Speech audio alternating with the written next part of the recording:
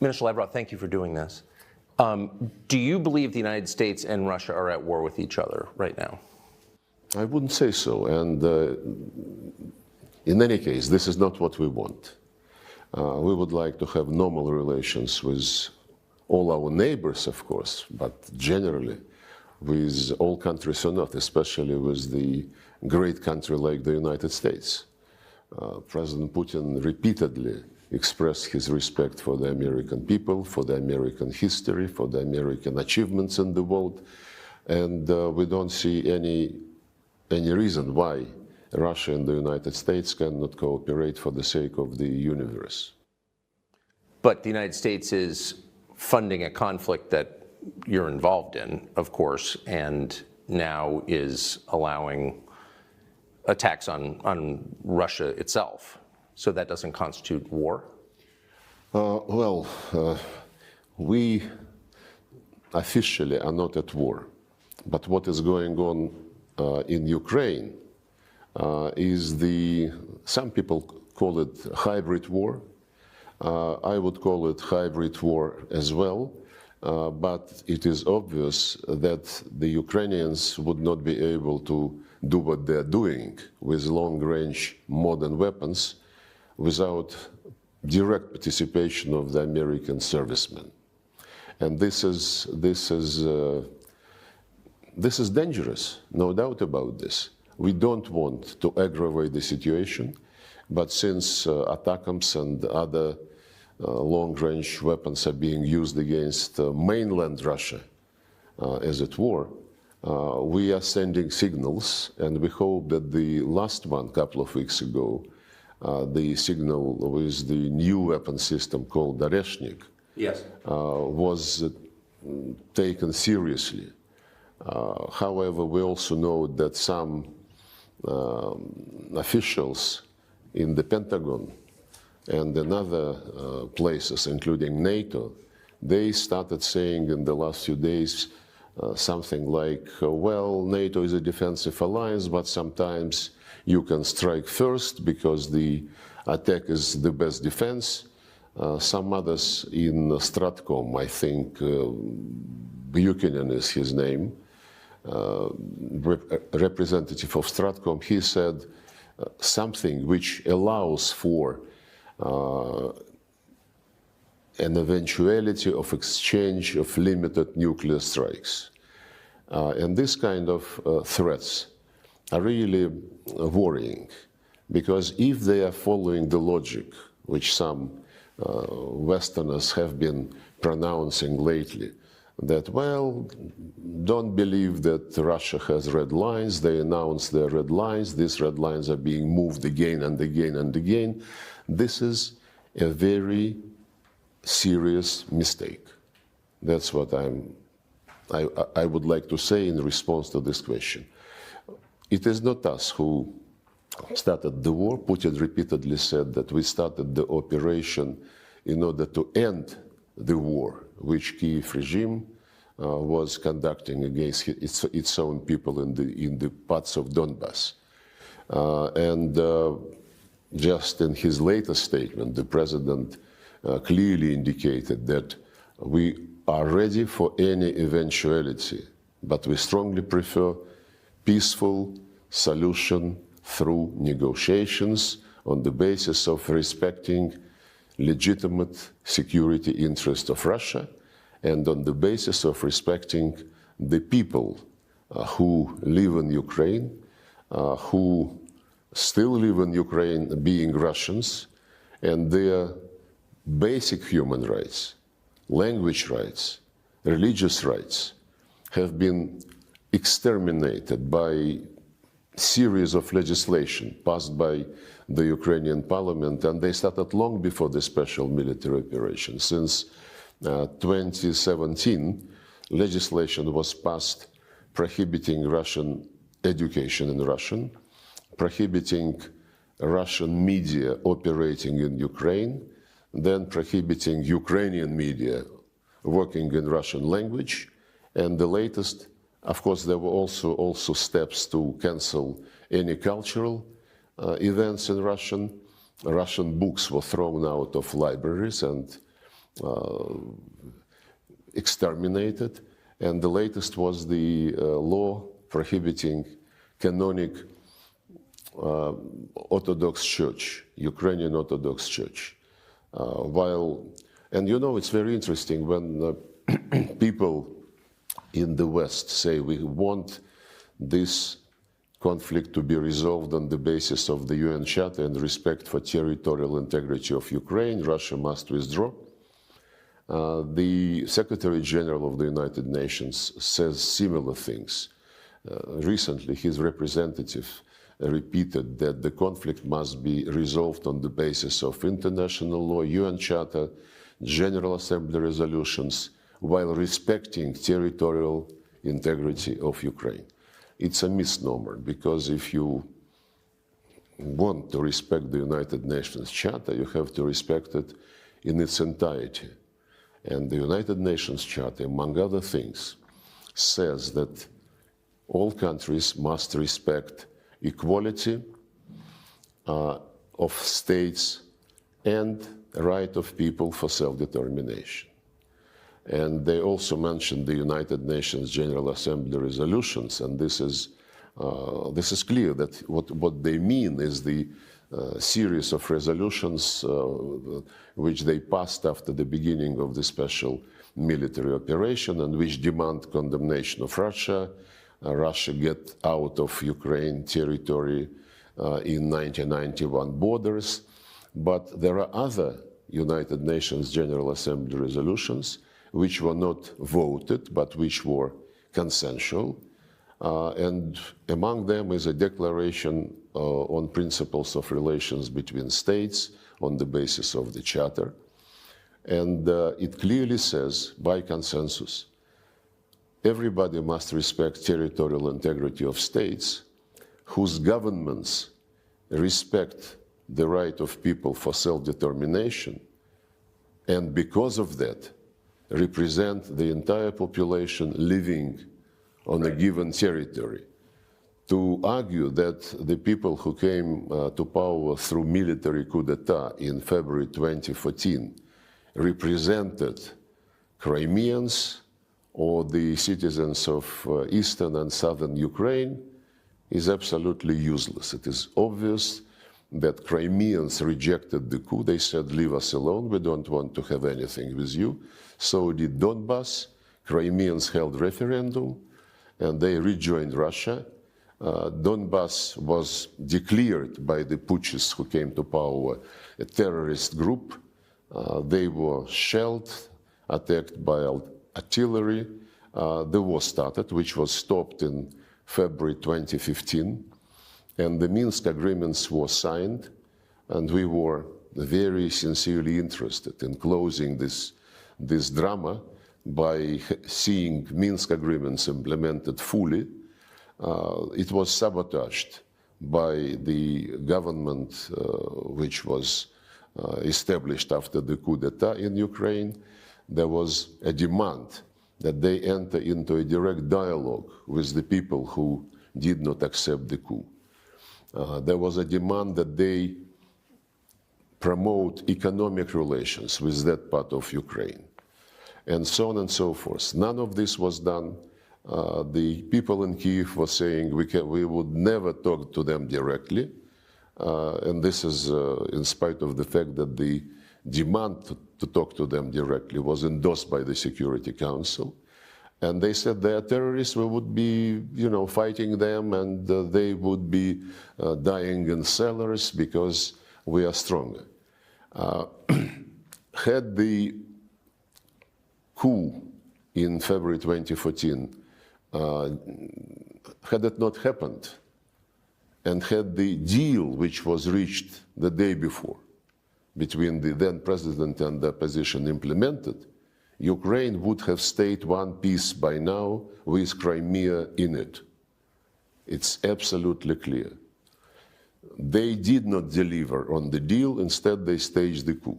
The deal, by the way, provided for creation of a government of national unity in February 2014 and holding early elections, which the then president would have lost Everybody knew that.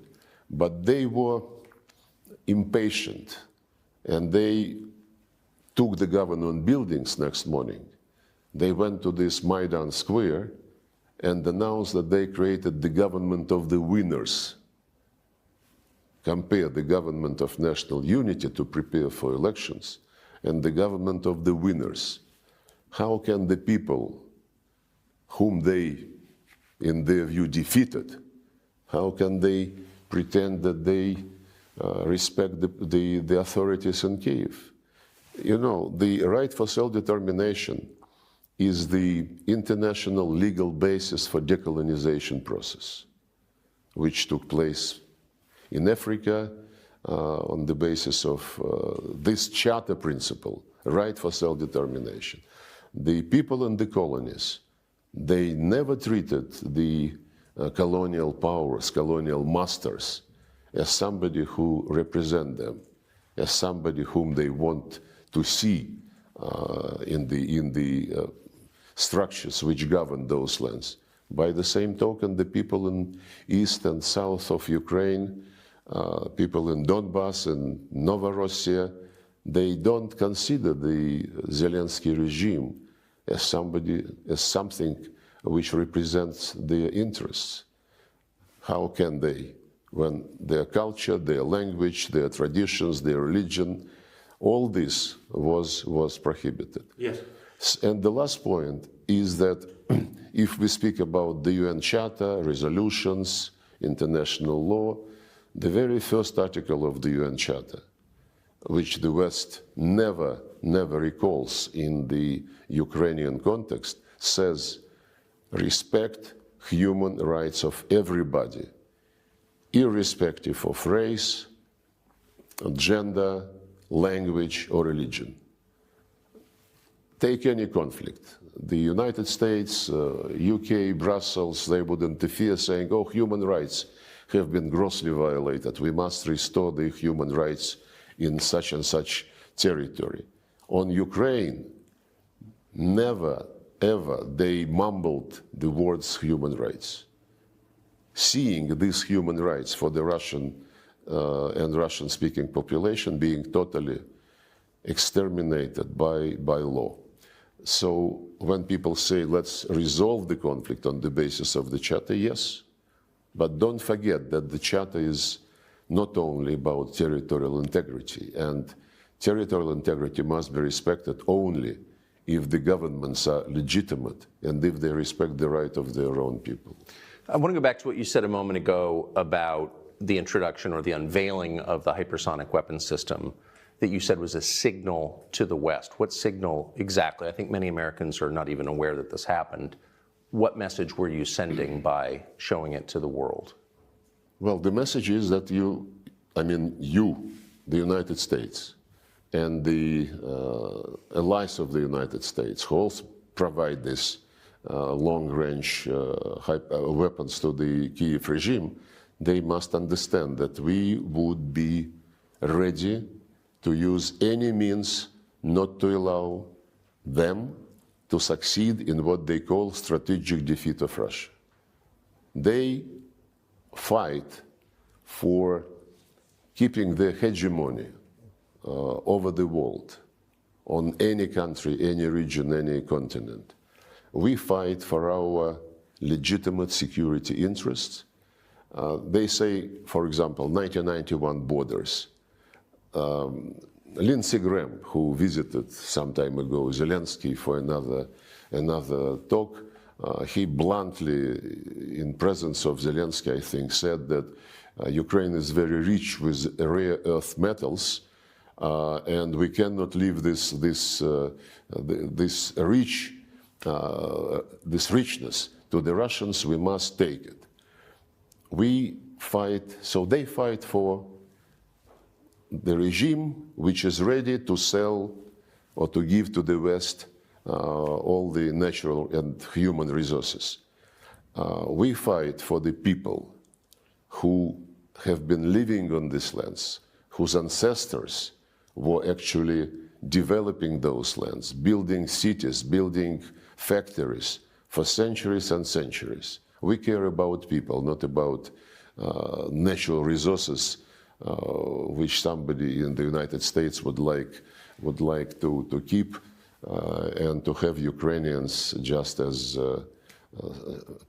servants sitting on these natural resources. So the message which we wanted to sell by testing in real action this hypersonic system is that we will be ready to do anything to defend our legitimate interest. We hate even to think about war with the United States, which will take, nuclear character. Our military doctrine says that the most important thing is to avoid a nuclear war.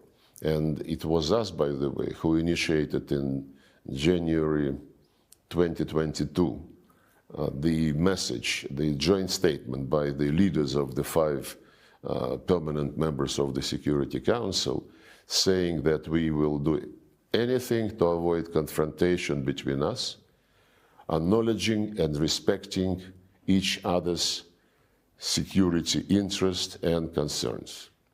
This was our initiative.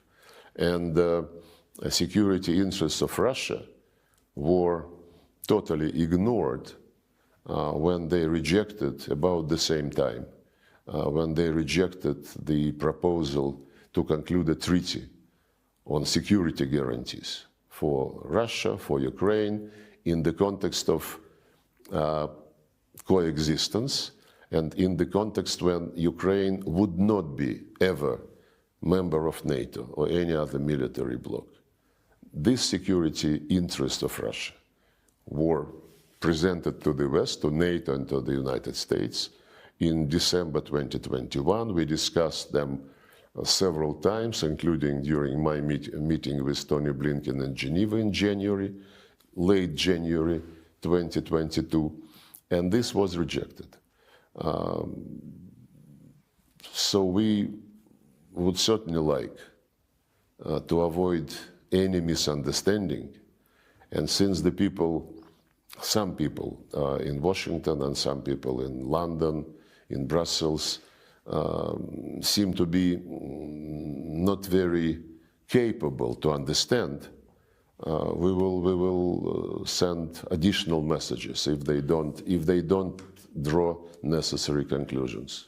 The fact that we're having a conversation about a potential nuclear exchange and it's real is remarkable, not something I thought I'd ever see. And it raises the question, how much back-channel dialogue is there between Russia and the United States? Has there been for the last 2.5 years? Is there any conversation ongoing? There are several channels, but mostly on exchange of people who served terms in Russia and in the United States. There were several swaps. There are also channels which are not advertised or publicized, but basically the Americans send through these channels the same message which they send publicly. You have to stop, you have to accept the way which will be based on the Ukrainian needs and Ukrainian position.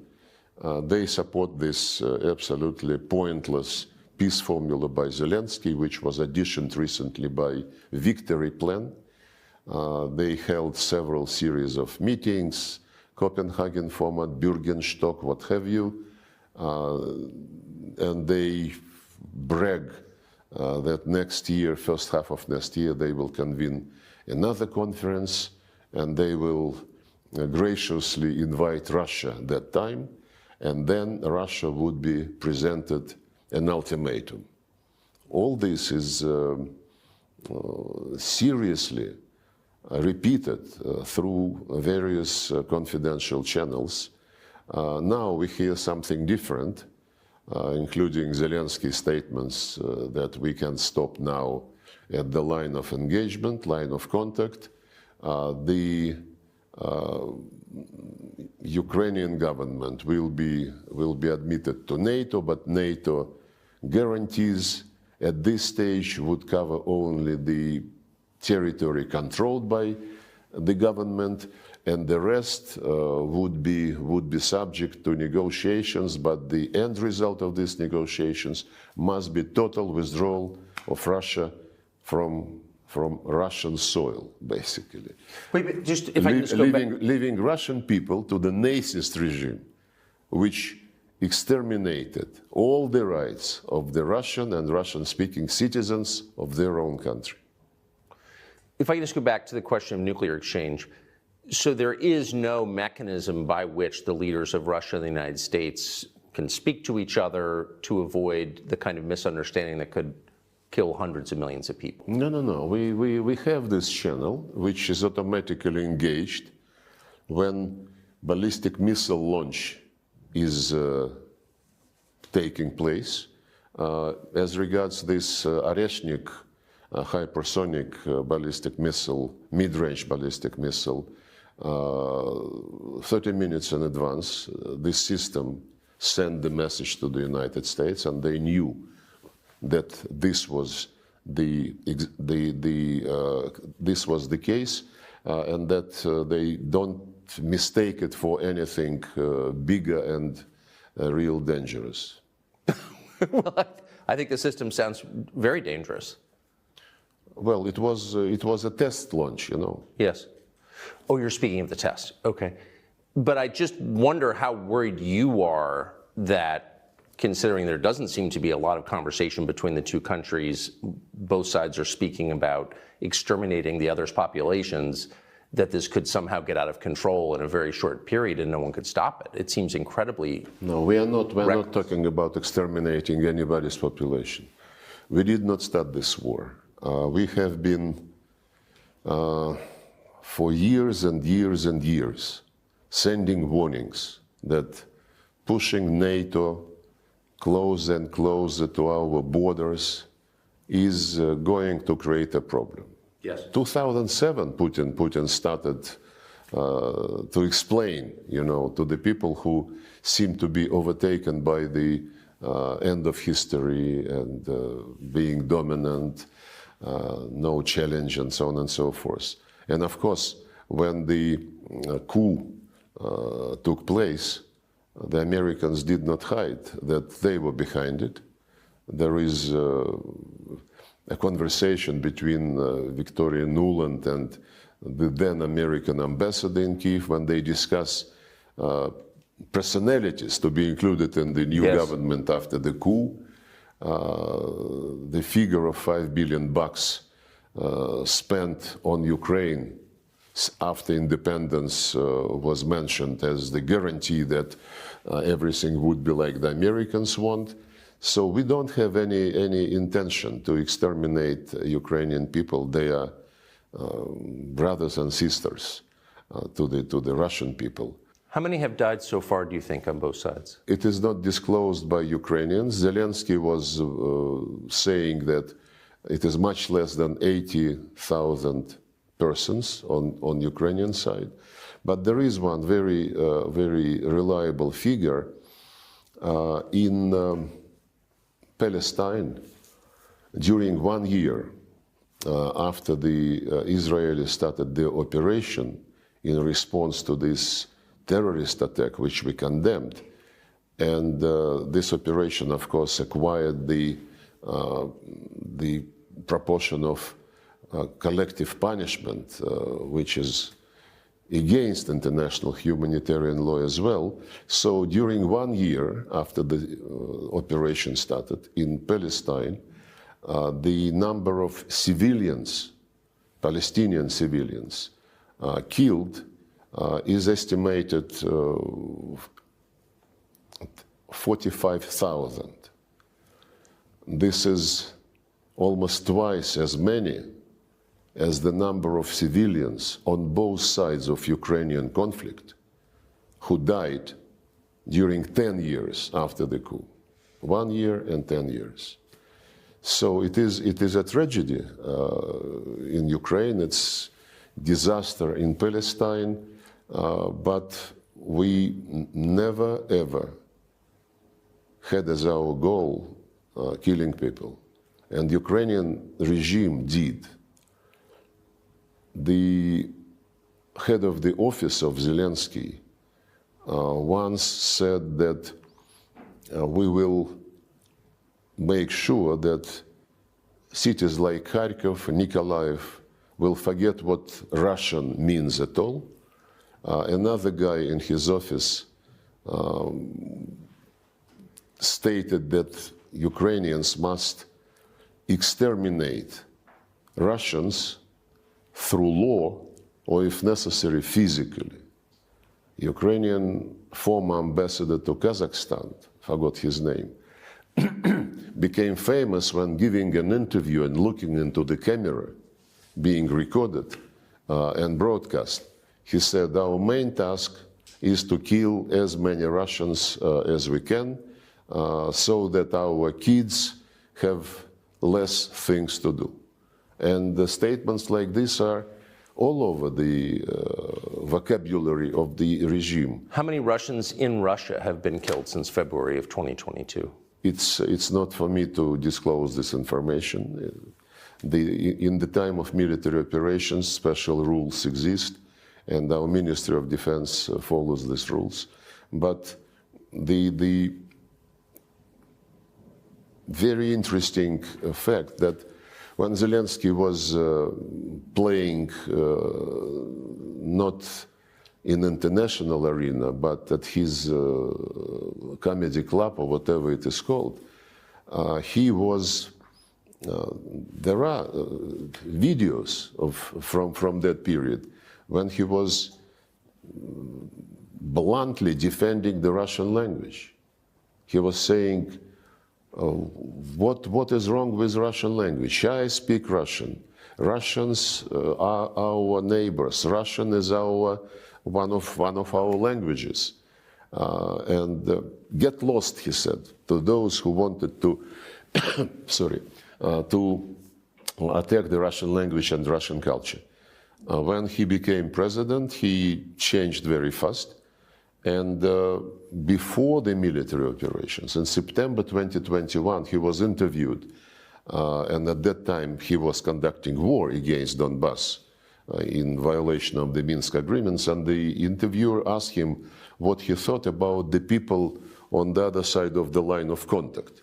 And he answered very thoughtfully, you know, there are people and there are species.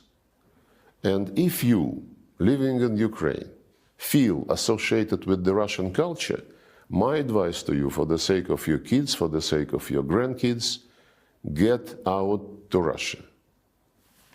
And if this guy wants to bring Russians and people of Russian culture back under his territorial integrity, I mean, it shows that he is not adequate. So what are the terms under which Russia would cease hostilities? Like what are you asking for? 10 years ago, in February 2014, we were asking only for the deal between the president and the opposition, yes, to have government of national unity, to hold early elections, to be implemented. The deal was signed, and we were asking for the implementation of this deal. They were absolutely impatient and aggressive, and they were, of course, pushed, I have no slightest doubt, by the Americans, because if Victoria Nuland and the US ambassador agreed the composition of the government, why wait for 5 months to hold early elections? The next time we were in favor of something was when the Minsk agreements were signed. yes, I was there. The negotiations lasted for 17 hours.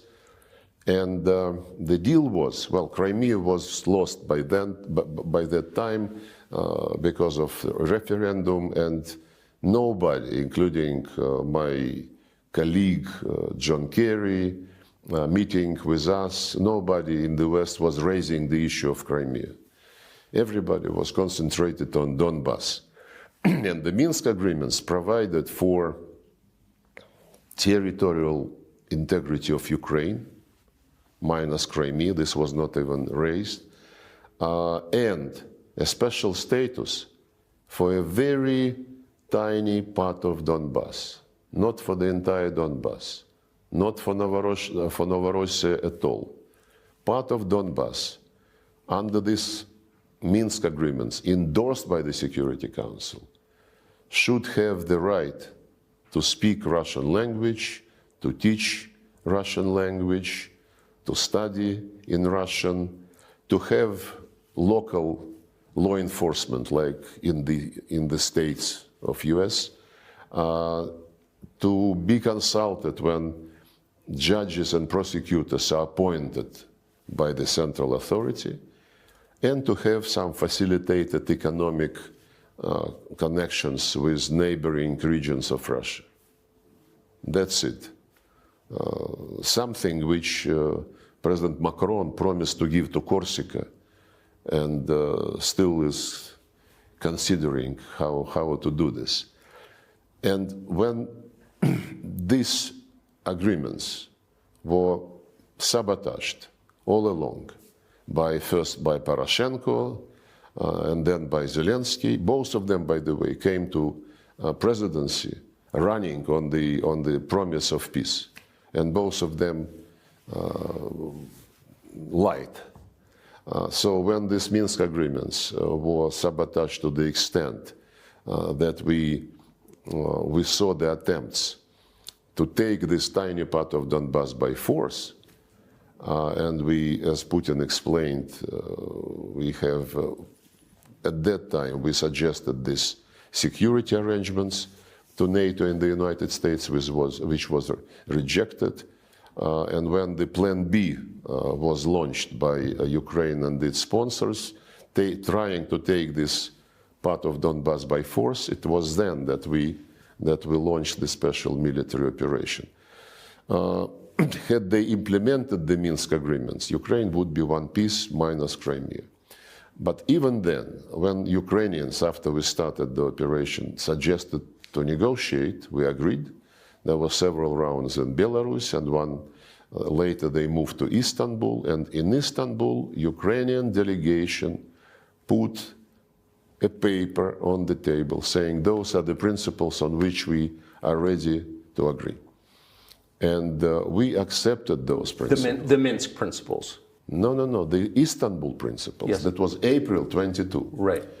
Which was no NATO, but security guarantees to Ukraine collectively provided with the participation of Russia. And these security guarantees would not cover Crimea or the east of Ukraine. It was their proposal.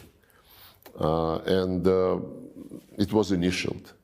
And the head of the Ukrainian delegation in Istanbul, who is now the chair of the Zelensky faction in the parliament, he recently, a few months ago, in an interview, he confirmed that this was the case. And on the basis of these principles, we were ready to draft a treaty.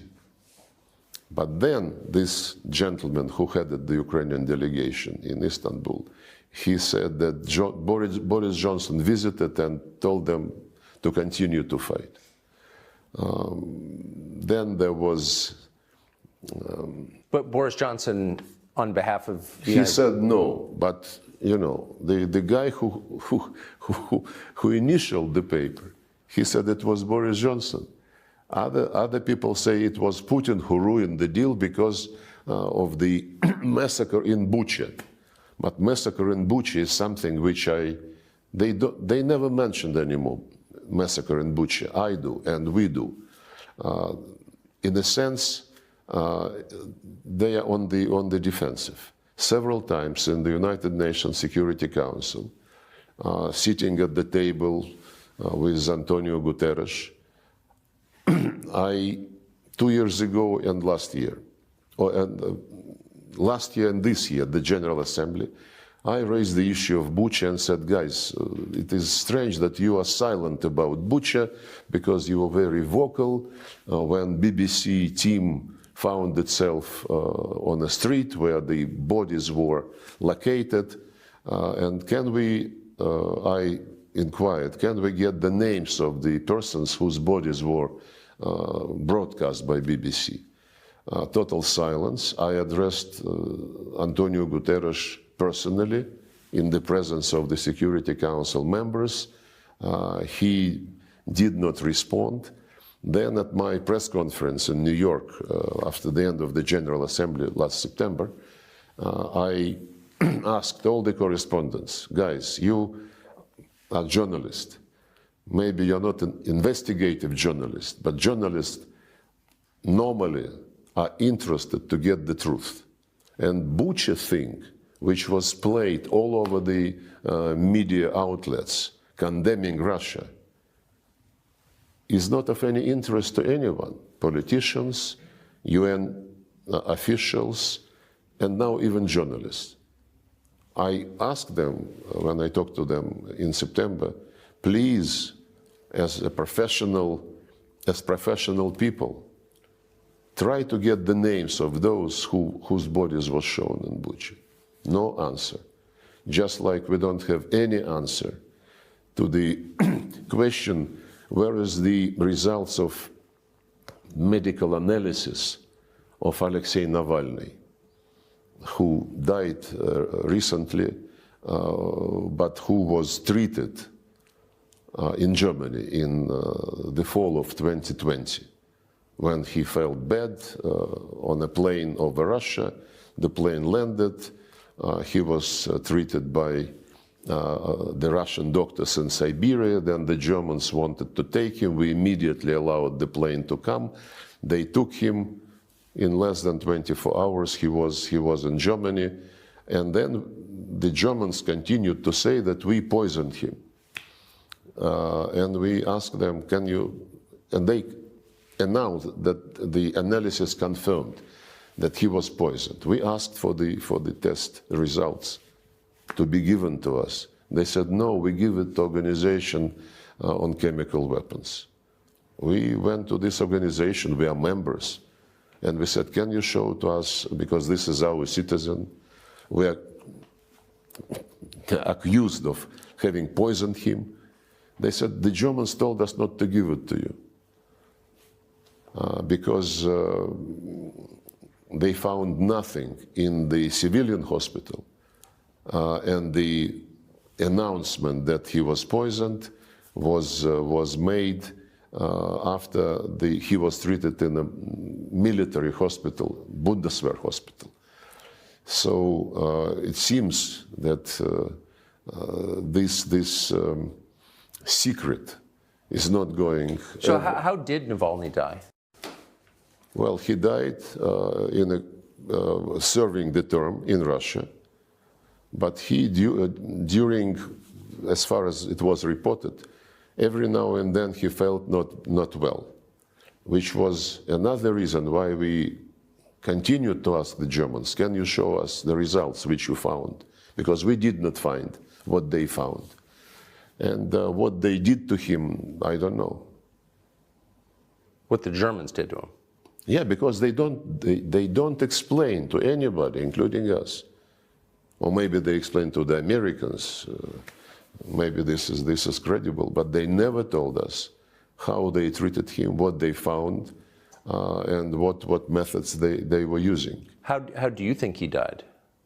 I am not a doctor, but for anybody to guess, even for the doctors to try to guess, they need to have information. And if the person was taken to Germany to be treated after he had been poisoned, the results of the tests cannot be secret. We still cannot get anything credible on the fate of Skripal, Sergey Skripal, and his daughter. The information is not provided to us. He is our citizen, she is our citizen. and we have all the rights and the conventions which the UK is party to get information. Why do you think, so many threads, but why do you think that Boris Johnson, former Prime Minister of the UK, would have stopped the peace process in Istanbul? On whose behalf was he doing that? I met with him a couple of times, and I wouldn't be surprised if he was motivated by some immediate desire or by some long-term strategy. He is not very predictable. But why, okay, do you think he was acting on behalf of the US government, on behalf of the Biden administration? He was doing this independently? I mean, I don't know. I don't know, and I wouldn't guess. The fact that the Americans and the Brits are leading in this quote-unquote situation is obvious.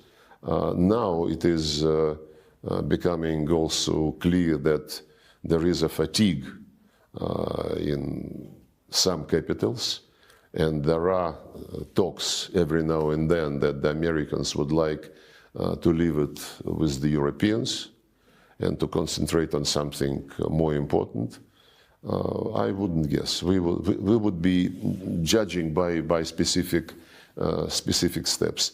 It's obvious, though, that Biden administration would like to leave legacy to the Trump administration as bad as they can. yes. And similar to what Obama did to Trump during his first term, when late December 2016, Obama expelled Russian diplomats just very late December, 120 persons with family members, did it on purpose, demanded them on leave on the day when there was no direct flight from Washington, so they had to move to New York by buses with all their luggage, with children, and so on and so forth. And at the same time, Obama announced the arrest of 5 pieces of diplomatic property of Russia. And we still never were able to come and see what is the state of this Russian property. What was the property? Diplomatic, well, the building of the trade mission, one building of the news agency, another building which was the place where the like dacha yes. In the vicinity of New York, something else, 5 pieces, and yes, and some houses in Washington. They never allowed us to come and see, though, under all convention. They just say that these pieces we don't consider as being covered by diplomatic immunity, which is a unilateral decision, never substantiated by any international court. So you believe the Biden administration is doing something similar again to the incoming Trump administration? Yeah, because that episode with the expulsion and the seizure of property certainly did not create the promising ground for beginning of our relations with the Trump administration. So I think they're doing the same. But this time, President Trump was elected on the explicit promise to bring an end to the war in Ukraine. So, I mean, he said that in appearance after appearance. So given that, there is hope for a resolution, it sounds like. What are the terms to which you'd agree? Well, the terms, I basically alluded to them when President Putin spoke in this ministry on the 14th of June.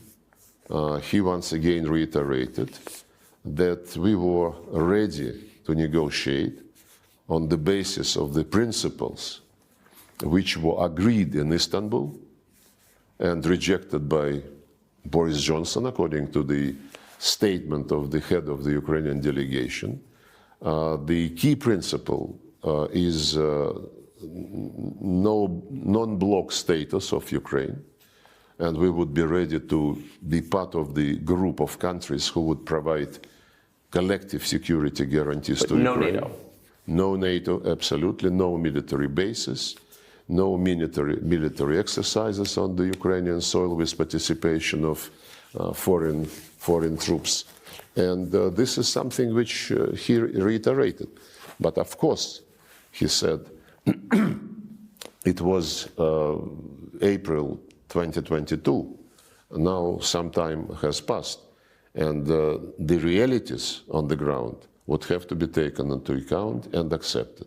The realities on the ground are not only the line of contact, but also the changes in the Russian constitution after referendum was held in Donetsk, Lugansk republics and Kherson and Zaporozhye regions. Yes. And they are now part of the Russian Federation according to the constitution, and this is a reality. And of course, we cannot tolerate a deal which would keep the legislation, which I quoted, prohibiting Russian language, Russian media, Russian culture, Ukrainian Orthodox Church, because it is a violation of the obligations of Ukraine under the UN Charter, and somebody must be done about it. And the fact that the West, since this Russophobic legislative offensive started in 2017, and the West was totally silent, and it is silent until now, of course we would have to pay attention to this in a very special way. Would dropping sanctions against Russia be a condition? You know, I would say probably many people in Russia would like to make it a condition, but the more we live under sanctions, the more we understand that it is better to rely on yourself and to develop mechanisms, to develop platforms for cooperation with normal countries who are not unfriendly to you and don't mix economic interest and policies, and especially politics. And we learned a lot after the sanctions started. Sanctions started under Obama. They continued in a very big way under the first term of Trump. And these sanctions under the Biden administration are absolutely unprecedented. But what doesn't kill you makes you stronger, you know. And well, but it also just drives... They would be never kill us, so they are making us stronger. And driving Russia east. And so the vision that I think sane policymakers in Washington had 20 years ago is why not bring Russia into a Western bloc, sort of as a balance against the rising East? But it doesn't seem like that. Do you think that's still possible? I don't think so. When recently Putin was speaking at Valdai Club, politologists and experts, he said we would never be back at the situation of early 2022. That's when he realized for himself, apparently, not only he, but he spoke publicly about this, that all attempts to be on equal terms with the West have failed. It started after the demise of the Soviet Union. There was euphoria. We are now part of the liberal world, the democratic world, end of history. But very soon it became clear to most of the Russians that in the 90s we were treated as, at best, as junior partner, maybe not even as a partner, but as a place where the West can organize things like it wants, striking deals with oligarchs, buying resources and assets. And then probably the Americans decided that Russia is in their pocket. Boris Yeltsin, Bill Clinton, buddies, laughing, joking. But even at the end of Yeltsin's term, he started to contemplate that this was not something she wanted for Russia. And I think this was very obvious when he appointed Putin prime minister and then left earlier and blessed Putin as his successor for the elections which were coming and which Putin won. But when Putin became president, he was very much open to cooperation with the West. And he mentions about this quite regularly when he speaks with interviewers or at some international events. I was present when he met with George Bush Jr., with Obama. Well, after the meeting of NATO in Bucharest, which was followed by NATO-Russia summit meeting in 2008, when they announced that Georgia and Ukraine will be in NATO, and then they tried to sell it to, we asked why. There was lunch and Putin asked what was the reason for this. Good question. And they said, you know, this is something which is not obligatory. How come? Well, you know, to start the process of joining NATO, you need a formal invitation. And this is a slogan. Ukraine and Georgia will be in NATO. But this slogan, you know, became obsession for some people in Tbilisi first, when Saakashvili lost his senses and started the war against his own people under the protection of OSCE mission with the Russian peacekeepers on the ground. And the fact that he launched this was confirmed by the European Union investigation which they launched and which concluded that he gave the order to start. And for Ukrainians, it took a bit longer. And they were cultivating this pro-Western mood. Well, pro-Western is not bad, basically. Pro-Eastern is also not bad. What is bad is that you tell people either or. Either you go with me or you're my enemy. What happened before the coup in Ukraine? In 2013, the president of Ukraine, it was Mr. Yanukovych, negotiated with the European Union some association agreement which would nullify tariffs on most of the Ukrainian goods to the European Union and the other way around.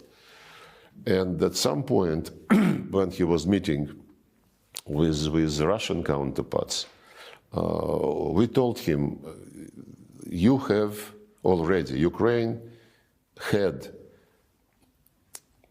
was part of the free trade area of the Commonwealth of Independent States, no tariffs for everybody. And we, Russia, negotiated agreement with World Trade Organization for some 15, 17 years, mostly because we bargained with European Union and we achieved some protection for many of our sectors, agriculture, some others. And we explained to the Ukrainians that if you go zero in your trade with European Union, we would have to protect our customs border with you, with Ukraine. Otherwise, the zero tariff European goods would flood and would be hurting our industries, which we tried to protect and agreed for some protection. Then we suggested to the European Union, guys, Ukraine is our common neighbor.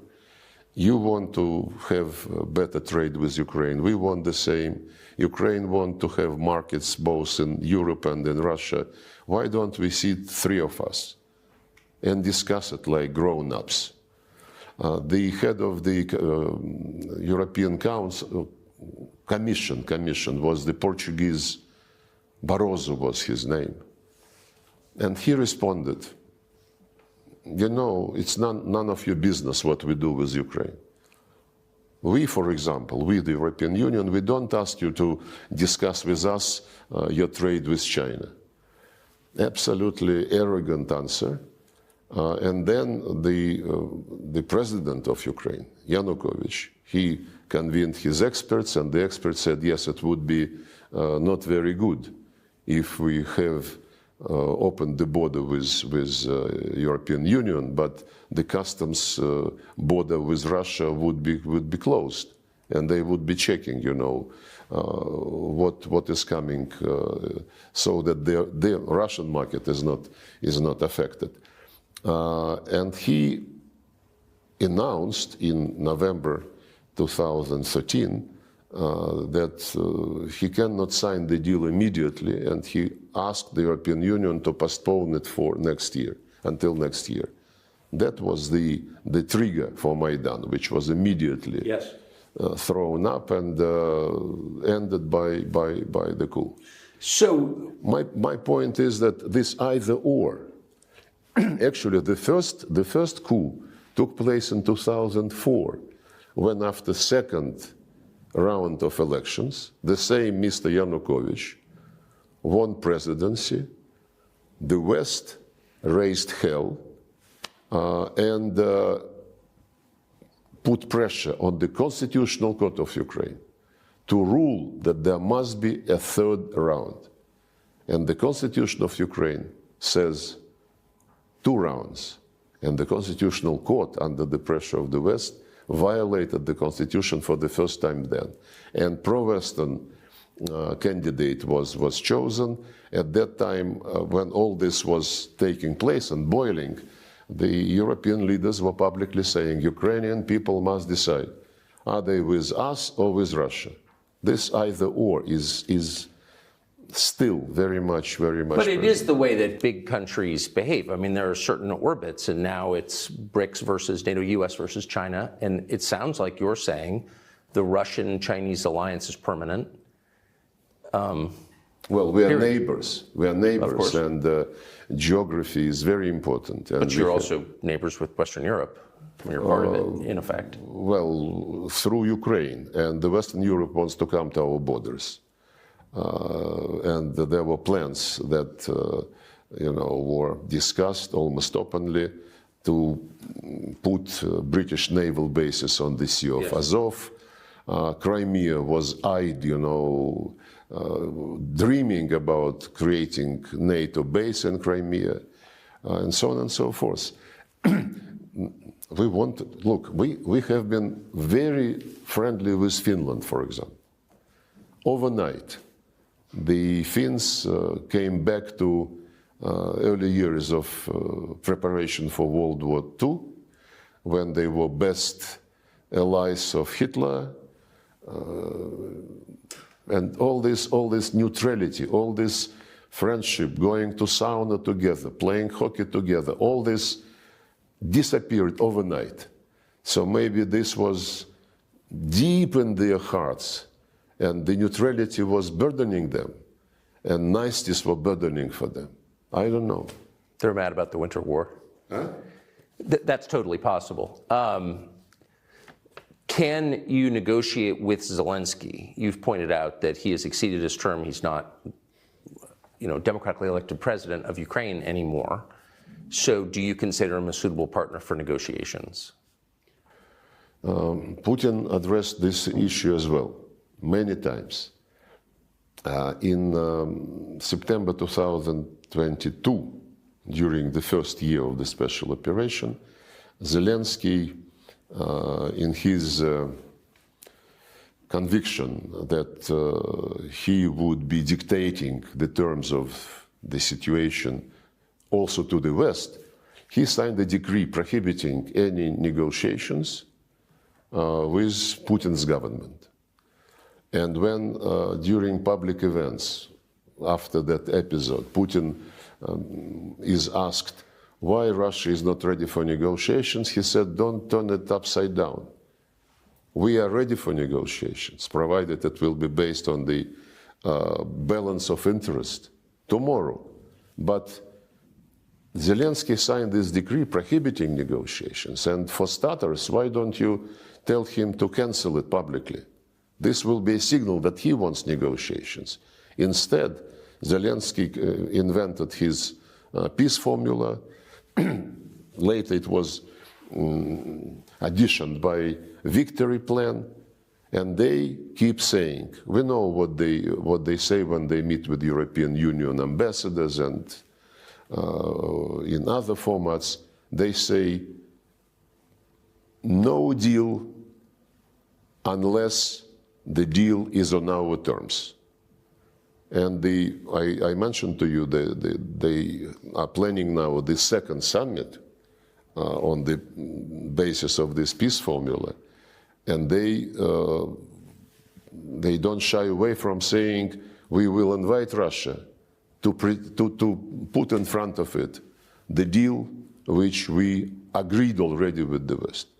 And when our Western colleagues sometimes say nothing about Ukraine without Ukraine, in effect, this implies that anything about Russia without Russia, because they discuss what kind of conditions we must accept.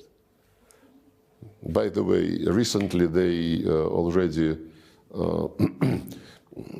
violate tacitly the concept nothing about Ukraine without Ukraine.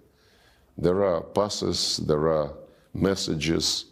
They know our position. We are not playing double game.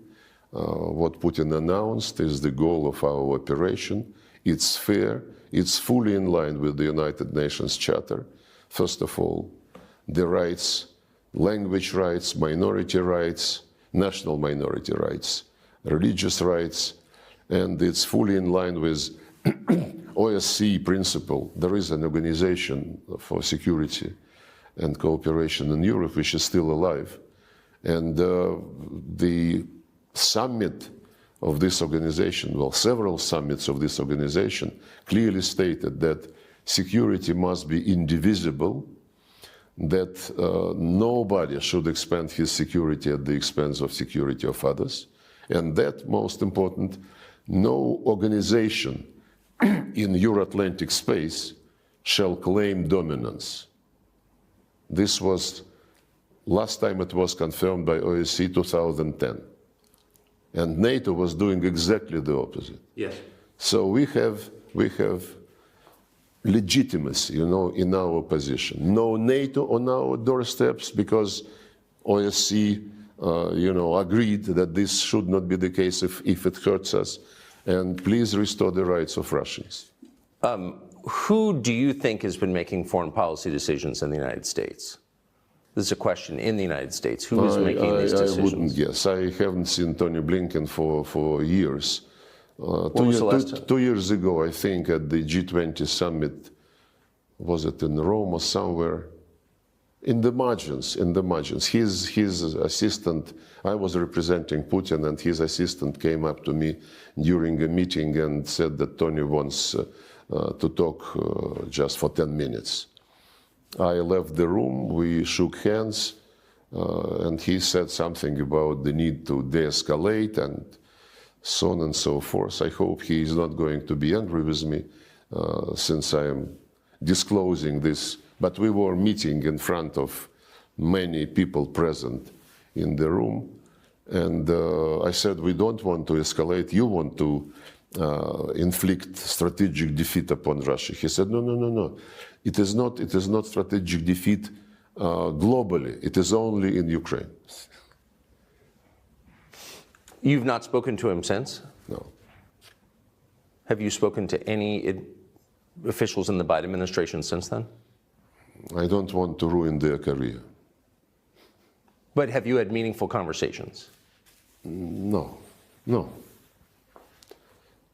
Not at all. No, when I met in international events, one or another person whom I know, an American, I mean. Yeah. Some of them say hello, some of them exchange few words, but I never impose myself because but nothing meaningful behind the scenes. It's becoming contagious, when they see when somebody sees an American talking to me or a European talking to me. Europeans are running away when they see me. During the last G20 meeting, it was ridiculous. Grown-up people, mature people, they behave like kids, so childish, unbelievable. So you said that when in 2016 in December, the final moments of the Biden administration, Biden made the relationship between the United States and Russia more difficult. No, Obama. Rather. Biden Obama was vice president. Exactly. I'm so sorry. The Obama administration left a bunch of bombs, basically, for the incoming Trump administration. In the last month, since the election, you have all sorts of things going on politically in bordering states in this region that, in Georgia and Belarus, in Romania, and then, of course, most dramatically in Syria, you have turmoil. Does this seem like part of an effort by the United States to make the resolution more difficult? There is nothing new, frankly, because the U.S. Historically, in foreign policy, was motivated by making some trouble and then to see if they can fish in the muddy water. Iraqi aggression, Libyan adventure, ruining the state, basically. Fleeing from Afghanistan, now trying to get back through the back door, using the United Nations, to organize some event where the US can be present, in spite of the fact that they left Afghanistan in very bad shape and arrested money, don't want to give it back. I think this is, if you analyze the American foreign policy steps, adventures, most of them is the right word.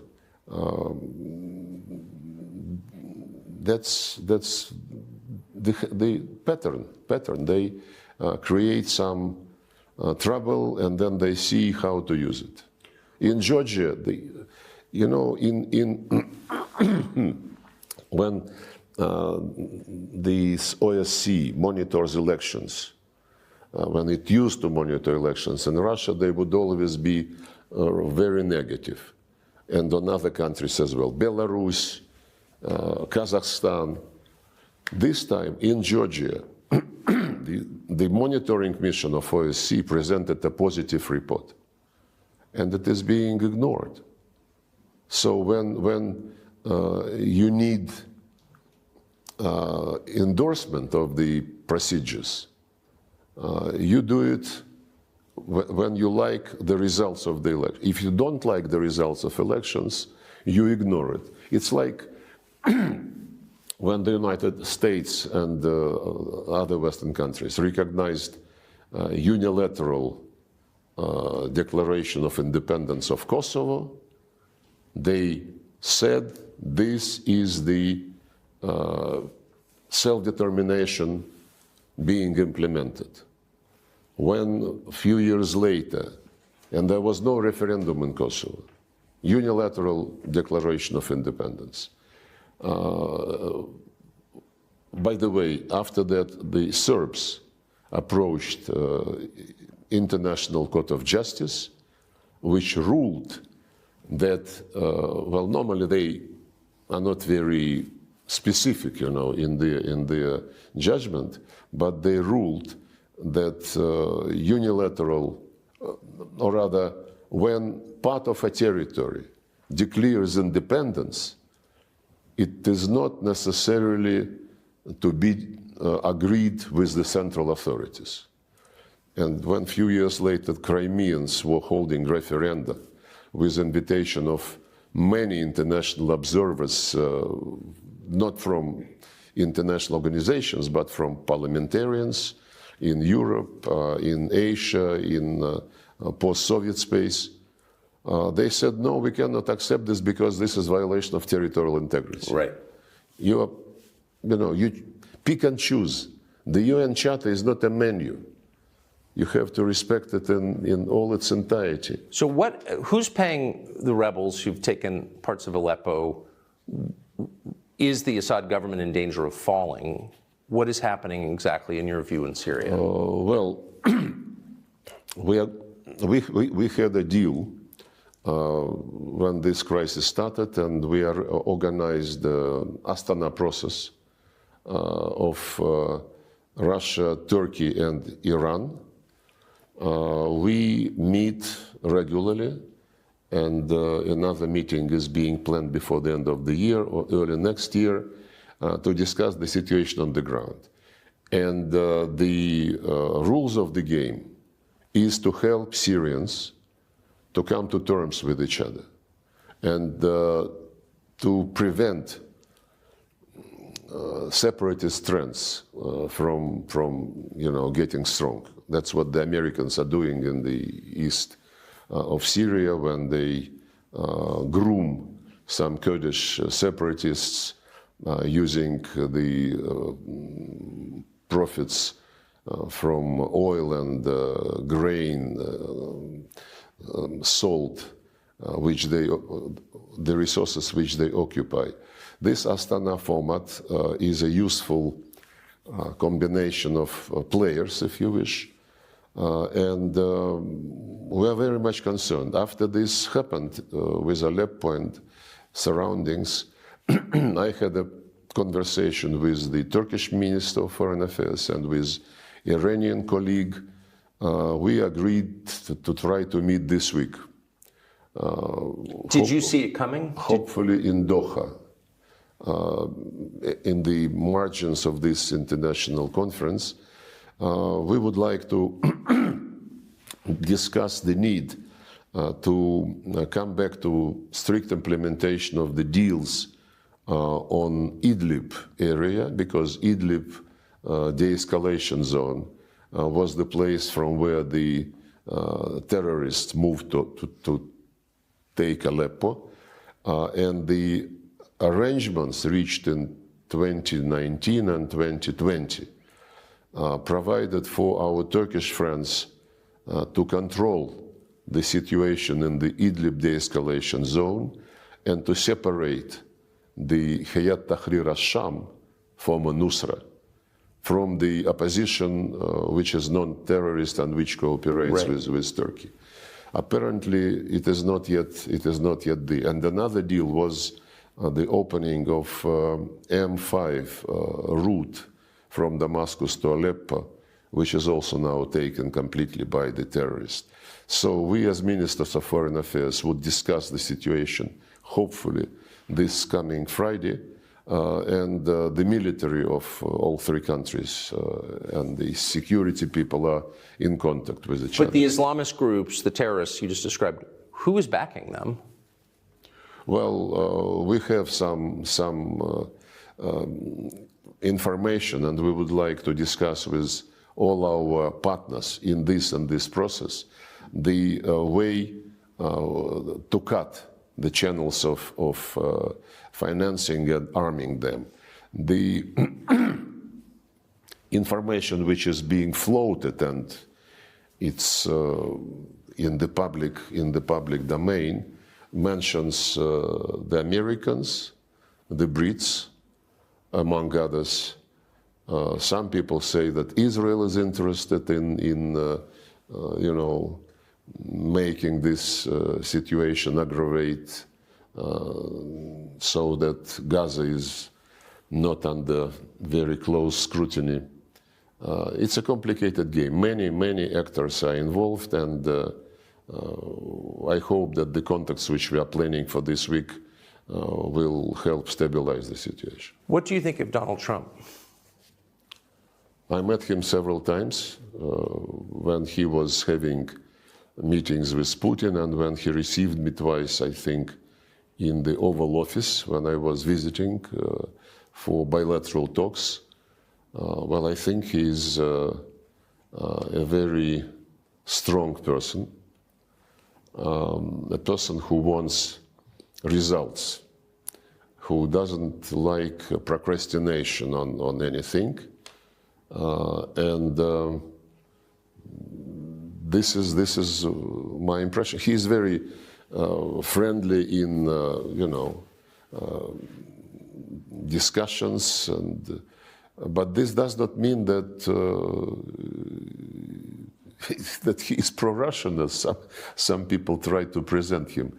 The amount of sanctions we received under the Trump administration was very, very, very big. We respect any choice which is made by the people when they vote. We respect the choice of American people, and we are open, as Putin said, we are open to contacts with, we have been open all along with the current administration. And we hope that when Donald Trump is inaugurated, we will understand what the ball, as Putin said, is on their side. We never severed our contacts, our ties in economy, trade, on security, on anything. And my final question is, how sincerely worried are you about an escalation and conflict between Russia and the United States, knowing what you do? Well, we started with this question, more or less. It seems the central question. Yes, and the Europeans say that it's not, they whisper to each other that it is not for Zelensky to dictate the terms of the deal, it's for the US and Russia. I don't think we should be presenting our relations as two guys decide for everybody. Not at all. It is not our style. We prefer the manners which dominate in BRICS, in Shanghai Cooperation Organization, where the UN Charter principle of sovereign equality of states is really embodied. The US is not used to respect sovereign equality of states. The United States, when they say we cannot allow Russia to win on Ukraine because this would undermine our rules-based world order. And the rules-based world order is American domination. Now, by the way, NATO, at least under Biden administration, is eyeing the entire Eurasian continent. Indian, Pacific strategies, South China Sea, East China Sea is already on NATO agenda. NATO is moving infrastructure there. AUKUS, building quartet Indo-Pacific 4, they call it. Japan, Australia, New Zealand, South Korea. US, South Korea, and Japan are building military alliance with some nuclear components. And Stoltenberg, the former Secretary General of NATO, said last year after the summit, which he said, your Atlantic security is indivisible from Indo-Pacific security. When he was asked, does it mean that you go beyond territorial defense? No, it doesn't go beyond territorial defense, but to defend our territory, we need to be present there. This element of preemption is more and more present. But with the United States, we don't want war with anybody. And as I said, 5 nuclear states declared at the top level in January 2022 that we don't want confrontation with each other and that we shall respect each other's security interests and concerns. And it also stated that nuclear war can never be won, and therefore nuclear war is not possible. And the same was reiterated bilaterally between Russia and the United States, Putin-Biden, when they met in 21 in Geneva in June. Basically, they reproduced the statement by Reagan and Gorbachev of 1987, I think, no nuclear war. And this is absolutely in our vital interest, and I hope that this is also in vital interest of the United States.